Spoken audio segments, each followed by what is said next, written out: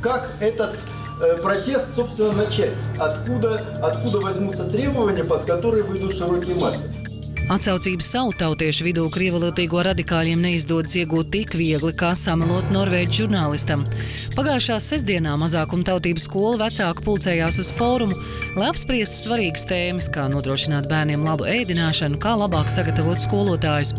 Pēc 3 stundām, kad zāli atstājusi izglītības ministre un lielākā daļa televīzijas kameru, vārdu dod Krievu skolu aizstāvību štābu koordinātoram Aleksandram Ļevčakam. Viņš izkropļo koalīcijas līgumā rakstīto un vecākiem stāsta, ka pēc 4 gadiem Krievu skolās mācības notiks tikai latviešu valodā. Ļevčaka prezentācija ir par to, kā sarīkot nemierus. Существует 3 способа, как это все инициируется. Да? Первый способ – это есть какая-то общественная организация, желательно мощная. Например, родительский форум, который вот планируем мы все создать.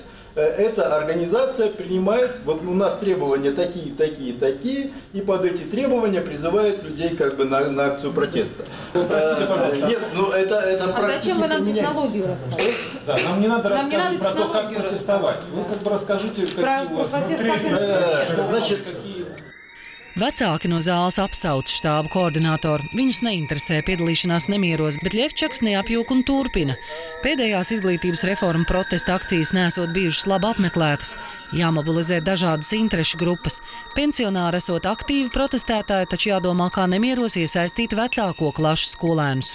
Со старшеклассниками есть проблема. Старшеклассники под давлением пропаганды, под давлением всего того, что им пытаются внушить, дети же, они все-таки, к сожалению, внушаемы. Поэтому они не очень-то понимают ценность, об этом тоже здесь говорилось в течение сегодняшней конференции, они не очень хорошо понимают именно ценность образования на русском языке. Поэтому их мобилизовать будет сложнее. Pēc 4 dienām Aleksandrs Ļevčaks, kā štāba līdera Jakova Plinera palīgs, atklāja piketi pie tiesības sarga biroja un prasa Juri Jansona atkāpšanos. Viņš uzkurina sanākušos dažus desmitu cilvēku, uzskaitot, kā ombuds ir kaitējis Krievu skolām. Написать донос в инспекцию государственного языка, по результатам которого некоторое количество учителей русских школ, как минимум 6, насколько мне известно, оштрафованы. Позор! Позор! Позor! Позor! Bijušais ķīmijas skolotājs Ļevčaks skolā vairs nestrādā kopš sabruka Padomju Savienība. Pat labam viņš naudu pelna kā programmētājs un štāba aktivitātes esot viņa hobijs.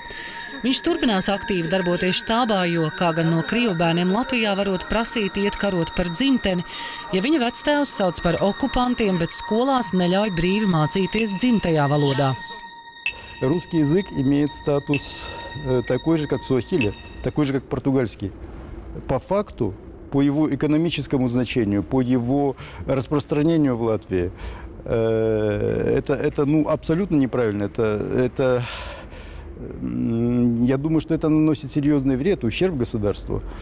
Конечно же, все эти вопросы создают сжатые пружины. Мы видим, как трагично, как тяжело эти вот такого же рода сжатые пружины сейчас разжались в Крыму и на востоке Украины. Пока мы едины, мы непобедимы! Пока мы едины, мы непобедимы!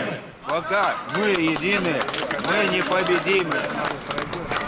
Tie saukļi, tomēr netiek ņemti vērā diezgan lielajā krievvalodīgajā auditorijā.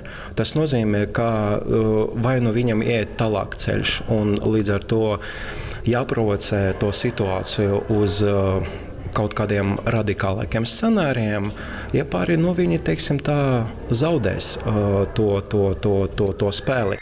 Žurnālists uzskata, ka radikāļi mēģinājumi atkārtot Rīgā pirms 10 gadiem rīkoto demonstrāciju pret izglītības reformu, kuru sanāca 10 000, ir lemta neveiksmē, jo cilvēki ir mainījušies. Nec štāba aktīvisti, nec Gapoņenko neesot viedokļu līderi Krievu kopienai. Es domāju, tie ir cilvēki, kuri, te var jau modelēt situāciju. Jautājums, vai šie cilvēki nebūtu izdevīgi saskaņas centram?